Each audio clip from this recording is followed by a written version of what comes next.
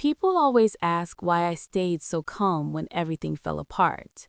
They think calm means weakness. It doesn't. Calm means I already accepted what I was going to do. I met him when my life was fragile, when silence felt safer than honesty, and he noticed that immediately. He didn't rescue me.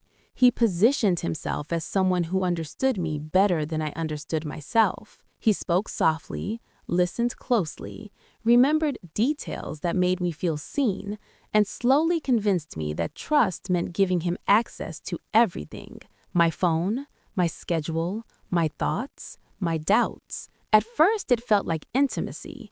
Later, I understood it was surveillance. He never raised his voice. He never had to. He controlled the atmosphere instead. If I disagreed, the room went cold.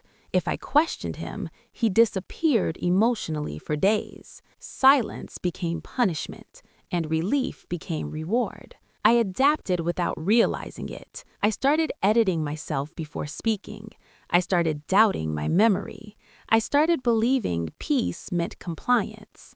By the time I noticed something was wrong, I was already isolated from people who could have warned me. That's how he wanted it. The first real crack came when I realized my anxiety only existed around him. Away from him, I could breathe. With him, my chest felt tight, like I was always one wrong sentence away from losing something important. When I tried to explain this, he told me I was unstable, that I needed him, that no one else would have the patience to deal with me. That sentence stayed with me longer than it should have. I didn't leave. I stayed and tried harder. That was my mistake.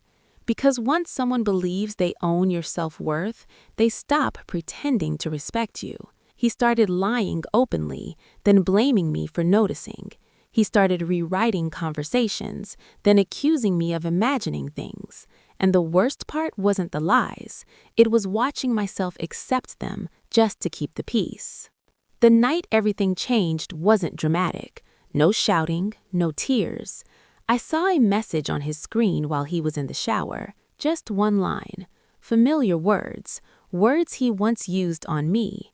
In that moment, something inside me went quiet. Not broken, not angry, just finished. I didn't confront him. I didn't react.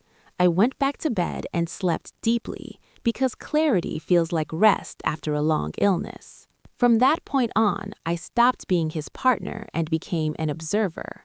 I watched him lie more comfortably. I watched him underestimate me. I watched him relax because he thought I was still confused. And while he relaxed, I collected everything. Not for revenge, for certainty. I needed to know that when I walked away, there would be no doubts left inside me. No questions, no what-ifs, just facts. I planned my exit the same way he planned his manipulation, quietly, carefully.